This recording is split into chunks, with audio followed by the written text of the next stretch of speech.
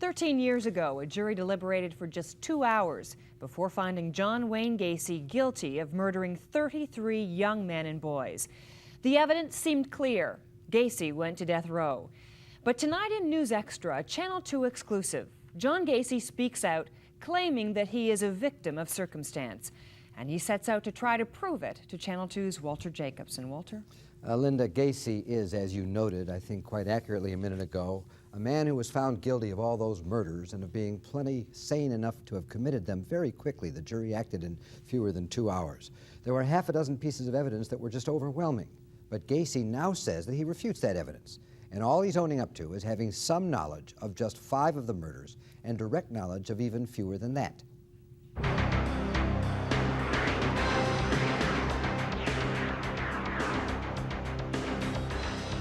If you want to charge me with anything, charge me with complicity in 2 of the murders.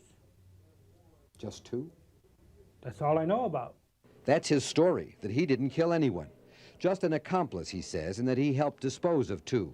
One of them, Robert Peast, who was 15 years old when he went to the house on Summerdale. Gacy owned a construction company and invited young Peast to apply for a job. Robert Peast was killed by another individual in my home. How did he get to your home? He was transported to the house by another. How did the other, whoever he was, kill Robert Peast? I believe he was strangled. You were there, right? Not during the crime, but I was there afterwards, and I watched the removal of the body. And what happened to the body afterwards? Was one that was, that It was body was put into the river? It was taken to the river and dumped in the river. Did you help do that?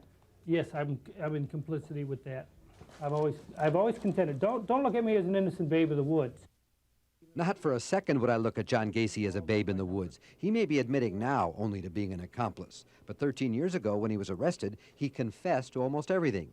You have all the bodies, Gacy said, and there was even a killer map showing where 27 youths were buried. And in fact, he led police to his garage and sprayed orange paint on the concrete to mark the spot precisely where a body was found.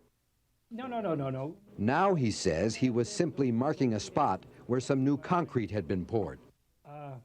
In regards to going out into the garage, yes, I know I went to the house, and yes, I know I walked in the garage, and they asked me where the last section of concrete was poured. Okay. I said, there's the last section where the last section of concrete was poured. Okay. They are the ones that took the orange can of paint and said, here, put a mark there. So I put an X there. So the paint was not to identify the place of burial? No. No, it never was. They asked me where. But according to authorities who were with Gacy that morning, he made more than just an X on the floor. He sprayed a stick figure with the orange spray can in the garage. Not just a mark, a stick figure showing the orientation of the body. Right underneath that stick figure, exactly where he drew it, pointed in the direction he drew it, was the body of John Butkovich. Yep. And then there's the Gacy confession about how he killed his victims.